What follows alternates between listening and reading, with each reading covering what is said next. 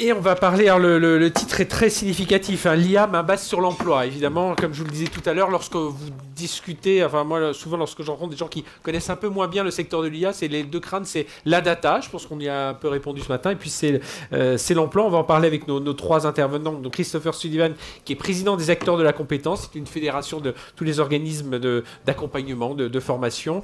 Florence Ropion, qui est vice-présidente de Dell Technologies et présidente de l'Alliance française des industries du numérique. Et puis Laurent Daudet, donc cofondateur de Lighton, dont on vient de parler, donc l'une de nos pépites françaises dans le domaine de l'IA. Laurent, je vais démarrer avec toi. Je suis volontairement un peu provoquant sur cette question parce que ça reste une inquiétude pour beaucoup de Français. Comment être certain que les gains de productivité dont on nous parle depuis ce matin avec l'IA ne vont pas, voilà, tout simplement supprimer des emplois? Alors, il ne faut pas se mentir, ça va supprimer les emplois, mais ça va supprimer une très faible minorité d'emplois. Ça va probablement transformer beaucoup plus que vraiment supprimer les emplois. Les rapports estiment que typiquement 80% entre 60 et 80% des tâches des métiers dits de col blanc peuvent être dans une certaine mesure automatisés grâce à l'IA. Ça ne veut pas dire que les métiers seront remplacés pour autant, les métiers vont évoluer.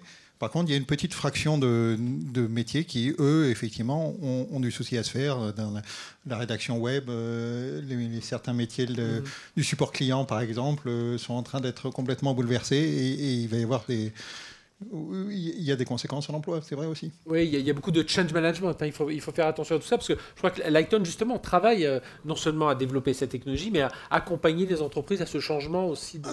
Voilà, nous, on crée cette IA générative, mais notre mission, c'est vraiment de faire en sorte que les grandes entreprises et les administrations s'approprient cette IA générative et en comprennent vraiment les usages. Qu'est-ce que ça leur apporte comme gain de productivité concret chez eux, avec une spécificité qu'on va s'installer sur les serveurs des entreprises de façon à ce qu'il n'y ait aucune donnée qui en sorte. Donc c'est vraiment cette notion de confidentialité par design. Et j'insistais, je vais prendre juste un exemple très rapide sur la transformation de l'emploi. J'ai assisté à ça il y a quelques jours dans une je crois que c'est la caisse d'assurance vieillesse. Ils décident d'installer un système d'IA pour justement, ils vont voir tous leurs 400, 600 agents en leur disant voilà, il y a des tâches répétitives, on va vous les remplacer par l'IA, ça va être formidable. Tout le monde est hyper partant en disant bah oui, c'est vrai qu'il y a des tâches, on remplit juste des cases, enfin c'est un peu moins intellectuellement, c'est pas trop valorisant, et comme ça on se concentre sur les dossiers plus compliqués. Et ils se sont rendu compte au bout de 4 semaines qu'en fait les agents, les dossiers plus simples où il y avait quelques cases à remplir, finalement, et je pense que vous connaissez tous ça dans vos rythmes de travail, c'était quand même pas mal parfois d'avoir un peu moins de pression et d'être sur des dossiers, à traiter les dossiers compliqués un peu en début de semaine, et puis en fin de semaine, on termine par ce qui est un peu plus simple, voire on l'emmène en télétravail. Et tout ça, c'était pour dire qu'il fallait vraiment réfléchir à ce change management. Au début, tout le monde est d'accord, hein, que ce soit les dirigeants, même les agents étaient tous hyper partants, et ils se sont rendus compte, il y a quand même un peu de management, parce qu'ils se retrouvent tous à ne gérer que des dossiers. Voilà, je voulais préciser ça, parce que c'est souvent je trouvais que c'était un exemple très significatif. Florence, vous, comment vous voyez évoluer l'emploi dans votre industrie, donc par rapport aux opportunités, mais aussi aux risques liés à l'IA, donc par rapport justement à la FNUM? Nous, en fait, déjà, moi, je suis une tech optimiste, et je pense qu'il y a beaucoup de choses qui ont été dites sur les révolutions. Je ne vais pas le redire. Donne-moi cette chance. Mais je pense que ce qui est important, c'est de regarder aussi le bénéfice qu'on va tous tirer de ces révolutions et peut-être arrêter de se faire peur, parce qu'on peut toujours se faire peur. Et en France, on a aussi tendance à faire ça. Et pour autant, je pense que sans se concerter, on a cet optimisme partagé en France. Et on a aussi de belles entreprises, dont Lighton et d'autres initiatives. Donc ça, c'est important. Pour la FNUM, nous, on utilise l'IA, on représente les industriels de l'informatique. On utilise l'IA depuis de nombreuses années dans tout ce qu'on fait. Et que ce soit quand vous utilisez un GPS, quand vous allez traduire un document. Donc c'est déjà complètement intégré dans notre industrie. C'est intégré également dans d'autres industries pour augmenter les performances, pour la santé, pour tout un tas de... Mais vous sentez quand même une petite crainte qui monte, justement. On voit que c'est des technologies qui accélèrent beaucoup de choses, qui automatisent beaucoup de choses, et qu'il faut vraiment accompagner... Enfin, il faut que l'accompagnement aille aussi vite que que la révolution, quelque part, pour limiter cette inquiétude? Alors, pour limiter l'inquiétude, il y a un accompagnement social au niveau des dirigeants et d'une manière générale qui est importante. C'est une prise. En fait, pour moi, il faut accepter la différence.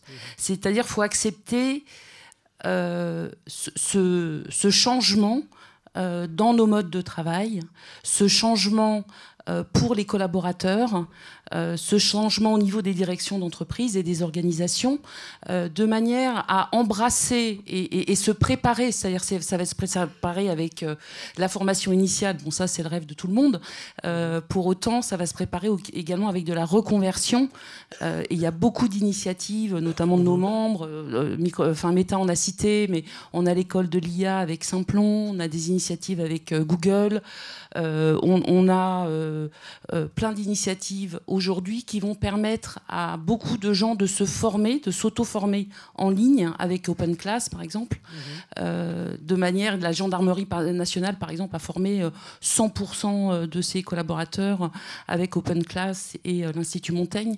Donc, on a des initiatives aujourd'hui qui sont à la fois, qui vont permettre aux collaborateurs de se préparer, et également aux dirigeants avec les partenaires sociaux d'avoir un climat apaisé. Une fois de plus, la peur n'évitera pas le danger. Il n'y a pas de danger. Oui, il pourra y avoir un impact sur les emplois, mais on sait aussi qu'on va avoir un impact positif. Il y a plein de jobs qui n'existent pas, qu'on ne soupçonne pas encore et qui vont arriver. Et avec les collaborateurs d'aujourd'hui, on ne va pas tout sortir, on ne va pas sortir tous les collaborateurs des écoles. Oui. Donc on va faire avec les collaborateurs d'aujourd'hui. C'est une évidence, mais c'est bon de le rappeler. Et Christopher, avant de revenir sur les entreprises en tant que telles, juste un mot sur les métiers de la formation là, que vous représentez, parce que l'IA a aussi un impact pour vos métiers. Alors, évidemment, vous avez déjà accompagné. Il y a eu la e-formation qui est arrivée. Il y a la réalité virtuelle, la réalité augmentée. Tout ça arrive aussi et je transforme votre métier. Mais est-ce que cette IA générative, le fait qu'on puisse poser tout un tas de questions à cette intelligence artificielle, qu'elle nous réponde, qu'elle même puisse mettre en place des cours, est-ce que là aussi, il peut y avoir une crainte? Comment vous accompagnez ce changement dans votre métier de la formation? Alors, déjà, j'aimerais souligner le fait qu'on a beaucoup parlé de compétences depuis ce matin et je m'en réjouis. Souvent, c'est moi, monsieur compétence, qui vient pour parler de la compétence, mais là, c'est vrai que tout le monde s'en empare finalement de cette compétence-là, donc c'est intéressant de le souligner. Et il y a 3 niveaux de compétences qui sont concernés par l'intelligence artificielle, les métiers de l'intelligence artificielle, donc les métiers du numérique, formation initiale. Il y a les intégrateurs, ceux qui vont intégrer l'intelligence artificielle dans les entreprises, qui vont aussi devoir être formés. Et puis, il y a les end-users, les utilisateurs finaux de l'intelligence artificielle, qu'il va aussi falloir former. Et notre filière accompagne à tous ces niveaux-là les utilisateurs ou les intégrateurs ou les écoles dans la montée en compétences pour former sur l'intelligence artificielle. Alors c'est vrai qu'on est un secteur qui est très intéressé très friand par les nouvelles technologies, par l'innovation. C'est une particularité, notre secteur, il y a une forte appétence pour ces nouvelles technologies et on aime bien expérimenter, on a des laboratoires de recherche, on a tout ça, donc voilà, c'est très propre au secteur de l'éducation et de la formation, avec une autre spécificité aussi, c'est qu'il y a une forte porosité aussi. Quand une formation intègre une nouvelle technologie ou une innovation, eh bien, les formations annexes, connexes à cette formation-là, vont aussi s'en emparer, voire aussi les concurrents d'ailleurs. Donc, on arrive à très rapidement répandre finalement ces nouvelles technologies dans tous les différents secteurs, tous les différents domaines de compétences. Et on peut expérimenter sur plein de types d'applications différentes. Et donc, vous avez raison de souligner que la réalité augmentée ou la réalité virtuelle a eu un impact très fort sur notre secteur. Alors déjà, parce que c'est très impressionnant visuellement quand on commence à travailler avec de l'intelligence, avec de la réalité augmentée ou de la réalité virtuelle, c'est très impressionnant, mais c'est aussi très utile. Si je prends l'exemple, par exemple, de la réalité virtuelle, ça nous permet de faire, refaire plusieurs fois des manipulations jusqu'à perfectionner le geste et sans aucun risque. Et je pense notamment, par exemple, aux formations dans la santé. Ça ne présente aucun risque de le faire dans la réalité virtuelle ou pour les les ingénieurs ou pour la robotique ou la mécanique, de pouvoir monter, démonter, remonter, redémonter un moteur, par exemple, dans la vie réelle. Le fait de le remonter plusieurs fois endommagerait certaines pièces, alors qu'avec la réalité virtuelle, on peut le faire presque à l'infini sans que ça ne représente de danger ni de coûts supplémentaires. Pour la réalité augmentée, c'est un réel outil pédagogique vraiment extrêmement intéressant parce qu'on arrive à envoyer finalement les consignes directement dans le casque de réalité augmentée. Ça permet à l'apprenant de faire les manipulations au fur et à mesure, de le corriger si jamais il fait des erreurs. Et on constate que le stagiaire va intégrer beaucoup plus facilement les compétences parce qu'il apprend en faisant en fait. Donc c'est vraiment un outil intéressant. Alors en quoi est-ce que l'intelligence artificielle va déjà impacter sur ces deux technologies-là? Déjà, ça va augmenter considérablement la qualité de l'expérience utilisateur, avec notamment la puissance de calcul ou le réalisme aussi qu'on va pouvoir avoir, le rendu qu'on va pouvoir avoir sur la réalité virtuelle. Et puis ça va aussi faciliter la conception de scénarios. Pouvoir utiliser l'intelligence artificielle pour créer des scénarios de réalité virtuelle, ça c'est vraiment un gros atout. Deux autres avantages dans l'intelligence artificielle, puis après je vous rends la parole, c'est les tuteurs virtuels. On a tous eu l'occasion d'utiliser un bot sur un site marchand qui vient vous interroger, est-ce que vous avez besoin d'aide, etc. Là, on passe au niveau vraiment supérieur. C'est-à-dire que le tuteur virtuel va observer le stagiaire, va pouvoir l'orienter, va pouvoir intervenir. En fait, on va augmenter le niveau d'interaction avec le stagiaire considérablement. Il va même pouvoir lui proposer de faire des exercices, il va pouvoir le féliciter quand il progresse bien dans sa formation. Donc, on a un niveau d'interaction grâce à l'intelligence artificielle qui est considérablement amélioré et augmenté.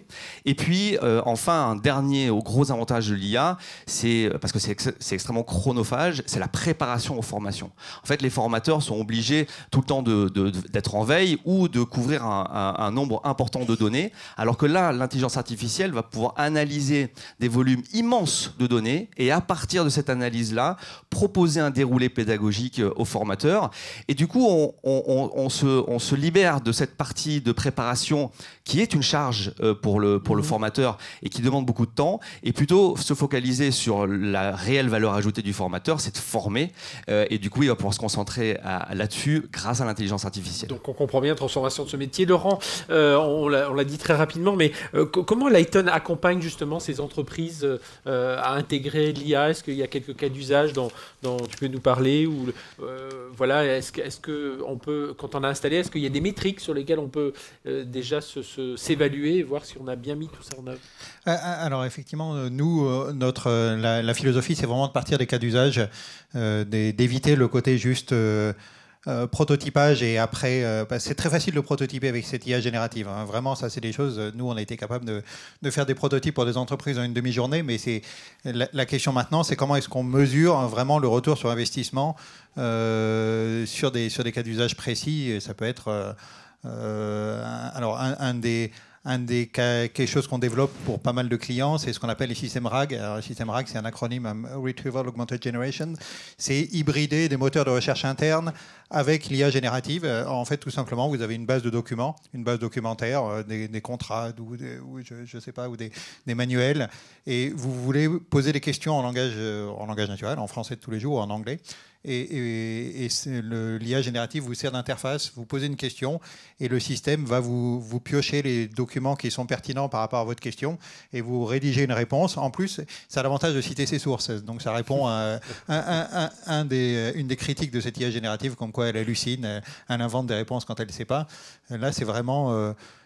typiquement des choses qu'on met en place, ça peut être pour du support client par exemple. On a mis ça en place pour le Conseil régional de l'Île-de-France, où on a mis tous les manuels de tout le support informatique. Et du coup, on peut poser une question en langage naturel, comment je fais pour réinitialiser mon mot de passe, et ça vous ressort le document et la procédure de réinitialisation du mot de passe. Alors, ce qui est intéressant dans ces exemples, c'est qu'on voit, et c'est ce qu'on cherche aujourd'hui avec le MEDEF à montrer à travers cette IA, c'est que ça s'adresse à tout le monde. Hein. Et aujourd'hui, alors, on va faire un petit peu de pub, hein, il y a une signature récente de Lighton avec Orange Business Services, et pour justement parce que vous n'êtes qu'une trentaine, donc il faut adresser l'ensemble des entreprises et grâce au réseau Orange, et puis il y aura certainement d'autres partenaires. C'est ça, le but, c'est ça, on s'adresse à toutes les entreprises. Oui, c'est ça. Voilà. Je pense que c'est ça. Avec cette IA générative, on vit ce moment singulier de l'histoire où l'IA n'est plus une affaire de spécialistes, n'est plus une affaire d'informaticiens. Et ça, c'est vraiment intéressant dans les entreprises. Nous, notre point d'entrée, c'est très souvent la DSI ou les Data Chief Officer, mais très vite, on va aller parler aux experts métiers. Et le partenariat qu'on a lancé avec Orange Business Service, là, qu'on a annoncé la semaine dernière, c'est aussi pour adresser toute la grande variété de TI et de PME qui veulent aussi utiliser l'IA générative. Et ça nous permet d'adresser un public beaucoup plus vaste à travers une offre qui mutualise à la fois du cloud et une couche software que nous, on propose. Et voilà, et pour sensibiliser, pour évangéliser encore plus et pour que tout le monde l'utilise. Florent, justement, quelles sont les actions menées par la FNUM en termes de formation à la fois pour les populations techniques, pour les populations, pour les utilisateurs? Bien, nous, on a beaucoup d'initiatives par nos membres, parce que la question du manque de compétences en interne est assez cruciale. Donc, en fait, comme je disais tout à l'heure, ce qui va être clé, c'est la reconversion. Et pour que les salariés impactés par l'IA puissent mieux appréhender l'évolution de leur emploi, il est donc impératif qu'ils soient accompagnés. Et après, on a des initiatives avec les ateliers du numérique. Et là, on s'adresse tant à des populations techniques qu'à des populations... Tout le monde va être formé. Si vous prenez, par exemple, le métier que je connais un petit peu mieux, le commercial. Il y a une étude de Gartner. Quand je l'ai lue, sur le coup, je me suis dit, mais qu'est-ce qu'il raconte? Parce que ça va tellement vite qu'on se dit, mais de quoi il parle? Et cette étude, elle indique que, par exemple, pour un métier, l'évolution du métier. Et donc, on nous explique que l'IA va nous aider, va être notre assistant, on va en réunion. L'IA va nous permettre d'avoir un compte-rendu beaucoup plus rapide, va éventuellement vous faire des rappels sur des actions que vous devez mener avec un client. Et derrière, donc, c'est un bénéfice au niveau de l'assistant, et ça rejoint ce que tu disais sur le fait que les cols blancs, entre guillemets, vont être un petit peu plus impactés. Pour autant, ces gens-là, ils vont faire aussi autre chose dans l'entreprise. Et derrière, ça va favoriser, ce que disait Gartner, c'est que ça va favoriser la relation commerciale. C'est-à-dire que pourquoi ça va la favoriser? Le commercial va être dégagé de certaines tâches administratives pour se concentrer sur l'écoute et sur le fait de développer, d'être encore plus trusted advisor auprès de son client, parce que ça va lui libérer du temps. Et je pense que c'est ça qui est important, c'est embrasser la nouvelle technologie, ne pas avoir peur, apprendre, se tromper, ça fait partie aussi de l'apprentissage. Et il y a bon nombre d'initiatives qui sont menées par les membres. Il y a les cours, voilà, c'est les cours d'Objective IA que je cherchais tout à l'heure, qui sont disponibles sur Open Class. On peut même mettre sa certification sur LinkedIn. Le tout, c'est de juste avoir envie d'essayer et d'avoir un très bon discours social entre les responsables d'organisation, les partenaires sociaux et les collaborateurs. Il faut y aller ensemble. Et maintenant, de la même manière qu'on utilise Internet, on ne se pose pas la question. Pour l'IA, c'est pareil. C'est comme ça que ça doit se passer pour rendre efficaces ces formations, Christopher. Voilà, faut dédramatiser, puis il faut foncer. Avec, j'imagine aussi la difficulté pour les organismes de formation, c'est que cette techno avance tellement vite qu'on est en train de former des gens qui, dans 3 mois, la techno aura déjà évolué. Enfin, je caricature un peu, mais... Oui, alors c'est pas forcément un problème de techno, et j'en parlerai peut-être un peu plus tard, mais l'accompagnement, il est important, ça c'est clair. Ce qu'il faut comprendre, c'est qu'il y a 2 niveaux d'intégration de l'intelligence artificielle dans les organisations. Soit on est dans un mode réactif, soit on est dans un mode proactif. Pour assimiler ça un petit peu, par exemple, du passage de la machine à écrire au micro-ordinateur et au traitement de texte, on aurait très bien pu voir l'arrivée du micro-ordinateur et du traitement traitement texte comme simplement un remplacement de la machine à écrire. Et du coup, l'utilisation qu'on aurait du traitement texte serait à l'identique que celle d'une machine à écrire. Or, la réalité, c'est que l'arrivée du traitement texte a apporté plein de nouvelles fonctionnalités, plein de nouvelles utilisations de cet outil, accompagné d'ailleurs d'un besoin de nouvelles compétences dans l'utilisation de cet outil-là, et on aurait pu s'en contenter, ou alors est-ce qu'on justement on fait le constat qu'il y a d'autres compétences et d'autres utilisations. Pour l'intelligence artificielle, c'est un peu pareil. Ouais, avec juste à nuance, je répète à chaque fois depuis ce matin, mais c'est la rapidité. Le temps qu'on a eu de passage de la machine à écrire à l'ordinateur, là c'est quand même, c'est assez. Oui, mais fondamentalement la mécanique change pas. C'est-à-dire que en fait c'est une question de vision. Une entreprise qui décide de mettre en place l'intelligence artificielle, et Cédrico en parlait tout à l'heure, comme un simple remplacement des automatismes et en tout cas des tâches quotidiennes. Or, on peut très bien être dans cette situation-là de se dire on fait que intégrer l'intelligence artificielle pour remplacer un certain nombre de compétences dans l'entreprise. Ça présente déjà de nombreux avantages, parce que ça permet de gagner du temps, c'est intéressant pour l'entreprise, ça permet de gagner en productivité, ça soulage le salarié, justement, et ça le permet justement de travailler sur d'autres choses. Ou alors, on va explorer le potentiel de l'intelligence artificielle et voir comment ça peut complètement changer notre environnement de travail en apportant plein de nouvelles choses. Ces deux visions-là, de toute façon, elles vont permettre de mettre en lumière d'autres intelligences. Je pense à l'intelligence créative, l'intelligence intra- ou interpersonnelle dans l'entreprise. Il y a plein d'autres intelligences émotionnelles, écologiques, qui vont pouvoir voir le jour parce que justement on va se dégager grâce à cette intelligence artificielle qui va venir remplacer un certain nombre de choses. Donc oui, il y a bien sûr besoin de former à la mécanique de l'intelligence artificielle qui va rester relativement stable dans les prochaines années. Là, il va y avoir une grosse évolution là-dessus. Par contre, ce qui va surtout être important, c'est le prompting et d'être en capacité de faire du prompting de qualité. Un prompting de qualité doit s'adapter à la situation. Donc c'est la requête. Oui, c'est la requête qu'on fait. Elle s'adapte au service, à l'utilisation et également au retour d'expérience qu'on a. Donc là, il y a une vraie compétence à avoir dans l'entreprise qui, elle, va évoluer, mais elle va aussi évoluer avec l'utilisation qu'on va en faire. Donc à partir du moment où on comprend bien la mécanique derrière l'IA et la conception des prompts, je pense qu'on peut quand même durer quelques années avant qu'on revoie complètement notre copie en termes de compétences. Comment s'y prendre pour être efficace, Laurent, sur justement cette ingénierie des prompts?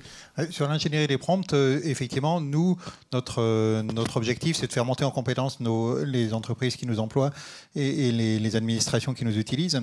Et on organise des ateliers de prompt, mais surtout, on fait ce qu'on appelle du dog fooding, enfin, dans notre vocabulaire, c'est-à-dire on va utiliser l'IA pour utiliser l'IA.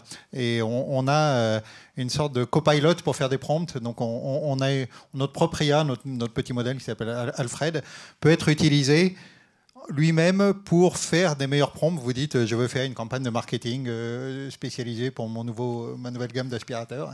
Et au fur et à mesure, le système va vous poser des questions et va arriver à un prompt. Donc il y a un côté un peu méta, quoi. On utilise l'IA pour après nourrir l'IA. Florent, justement, alors l'IA, on l'a vu, c'est des données, des algorithmes, on en parle depuis ce matin, de la puissance de calcul. Puis un autre sujet, alors on en a parlé dans une des tables juste avant, c'est l'IA responsable. Alors il y a l'IA responsable sous l'angle environnemental, mais il y a aussi l'IA responsable sur l'angle des défis sociaux, de tout ce qui peut être l'angle éthique. Sur quoi vous travaillez, vous, au sein de l'AFNUM, sur ces sujets-là? Nous, à l'AFNUM et avec d'autres partenaires du numérique, l'idée, c'est d'avoir une réglementation équilibrée. Parce qu'en France, on adore réglementer. Pour autant, ce qui est important, c'est de travailler sur des sujets fondamentaux comme l'éthique, l'environnement durable, qui sont des sujets transverses à toutes les actions qu'on peut mener. On travaille avec des fondeurs, on travaille énormément avec nos acteurs sur la réduction de l'empreinte carbone. Ça, c'est crucial parce que toutes ces technologies sont énormément gourmandes et c'est important d'avoir cette responsabilité en tant qu'industriel pollueur de travailler sur comment les nouvelles technologies vont nous permettre d'appréhender et d'avoir un impact le moins négatif possible. Et ça, je vous garantis que tout le monde s'arrache les cheveux et travaille d'arrache-pied, je veux dire. Il s'arrache peut-être aussi les cheveux, mais on travaille d'arrache-pied sur ces sujets. Mais je voudrais juste apporter un point parce qu'on parle beaucoup de l'intelligence artificielle, mais il y a un sujet aussi qui est important dans ces sujets de transformation, c'est les soft skills. C'est l'empathie, le leadership, la créativité. Ça, l'IA ne l'apportera pas. J'entends le savoir-être aussi. L'IA ne l'apportera pas. Donc c'est encore une source d'optimisme qu'on peut tous avoir. Et c'est aussi un élément pour accélérer, pour que chaque organisation se pose la question en sortant de la salle, en se disant qu'est-ce que je fais? Est-ce que je le fais chez moi? Est-ce que je le fais dans le cloud? Peu importe. De qui je vais me rapprocher? De quel langage modèle je peux me rapprocher? Mais au moins accélérer la réflexion tout en préparant les collaborateurs. Oui, il faut s'approprier ces technologies, Christopher. Il faut être vigilant sur l'éthique, sur la responsabilité, c'est ça? Ouais, je vais rejoindre après ce que dit Florence là, sur les soft skills, parce que c'est vrai que c'est important. Nous, on a un vrai sujet d'éthique dans notre secteur, c'est les tricheries aux examens, par exemple, qui soulèvent de grandes questions dans notre secteur. Comment est-ce qu'on gère le fait que des candidats, des étudiants puissent tricher à des examens? Est-ce qu'il faut l'interdire? D'ailleurs, la première question, est-ce qu'il faut interdire l'intelligence artificielle ou est-ce qu'il faut l'autoriser? Dans quelle mesure il faut l'autoriser? Ça pose quand même de réelles questions. La question de l'éthique, c'est plutôt l'intelligence artificielle ne va pas avoir de notion d'éthique et ne va pas avoir non plus de soft skills. Donc en fait, c'est plutôt la question de savoir comment on peut favoriser l'esprit critique des utilisateurs de l'intelligence artificielle. C'est là où il y a vraiment un levier important en termes de déontologie dans l'utilisation de l'IA. C'est pas en transformant l'IA, c'est pas en agissant sur l'IA, mais c'est en agissant sur l'utilisateur de l'IA. Si on ne le fait pas, le danger, c'est que on pourrait imaginer une IA qui prend une initiative et qui propose un plan de com à une entreprise et que aveuglément, l'entreprise décide de déployer ce plan de com sans contrôle, sans vérification. Ça peut avoir des conséquences qui sont très graves pour l'entreprise. Ça peut vraiment exposer l'entreprise. Donc il faut absolument mettre en place des garde-fous. Et ces garde-fous, c'est l'humain. C'est l'humain qui va être en capacité de le faire. Parce que qu'est-ce qui se passe en cas de problème grave? Qui va porter la responsabilité de cette initiative qui a été prise? C'est la techno? Est-ce qu'on va mettre ça sur le dos de la technologie qui nous a poussé à le faire? Est-ce qu'on va mettre ça sur le dos du prompteur? Est-ce qu'on va mettre ça sur le dos de la personne qui a validé le projet à l'issue? Donc il y a aussi une question de responsabilité, mais elle doit porter sur l'humain, pas sur l'IA. Et donc on a besoin de nouvelles compétences pour savoir interpréter l'IA, les propositions, les résultats que l'IA fournit. Et là, on va s'appuyer vraiment sur toute la partie soft skills qui va devenir extrêmement importante dans l'entreprise pour justement gérer toutes ces actions d'IA. Ça, Laurent, c'est un point que vous retrouvez régulièrement. Oui, bien sûr, sur le point de la responsabilité, on a beaucoup fait la métaphore de l'automobile, donc je vais filer la métaphore de l'automobile encore. C'est important qu'il y ait des responsabilités de la part des fabricants, des fabricants de LLM, comme de la part de... Et c'est important qu'il y ait les régulations sur la qualité des freins, sur la qualité de la ceinture de sécurité, mais c'est surtout plus important qu'il y ait un code de la route. Et finalement, pour moi, je trouve que c'est important que l'AI Act et toute la question de la responsabilité, c'est quelle est notre responsabilité en tant que déployeur d'un système, et c'est en tant que déployeur de système que je peux m'assurer qu'un système sera non biaisé, par exemple, plus que sur réglementer la technologie elle-même. Donc le fournisseur, intégrateur, les collaborateurs, et puis un dernier mot, il y a le rôle des dirigeants aussi. On a beaucoup oui, alors ce qu'il faut comprendre, c'est que l'intelligence artificielle, c'est pas un sujet technologique, c'est pas un sujet informatique, c'est pas un sujet du SI, c'est un sujet de business, c'est un sujet de management, de RH, c'est un sujet marketing, c'est un sujet commercial, c'est un sujet QVT également, et finalement c'est un sujet stratégie. Et qui de mieux pour piloter un projet stratégique dans une entreprise, pour fixer une direction, une orientation, une vision dans la mise en place de l'intelligence artificielle dans une entreprise, c'est le chef d'entreprise. Donc il faut absolument que le chef d'entreprise se saisisse de ces questions de l'IA, fixe son orientation, comment il veut mener son entreprise dans la transformation de l'intelligence artificielle. Et s'il le fait bien, l'avantage, c'est qu'il va pouvoir, déverrouiller tout le potentiel humain dans son entreprise et replacer l'humain au cœur de son entreprise. Voilà. Juste un mot, c'est pas, le dirigeant, je suis en phase avec toi, et c'est l'affaire de tous. Il faut que chaque leader, chaque personne dans l'entreprise se sente concernée par le sujet. C'est un sujet qui n'est pas tabou. Et de la même manière qu'il y a eu du shadow cloud à un moment donné, il ne faut pas qu'on ait du shadow AI dans les entreprises. Donc pour être efficace, oui, le dirigeant donne le tempo. Pour autant, chaque leader, chaque personne dans l'entreprise doit être partie prenante. C'est un sujet de transformation pour tous. Eh bien, merci. Merci, on peut encore vous applaudir tous les trois.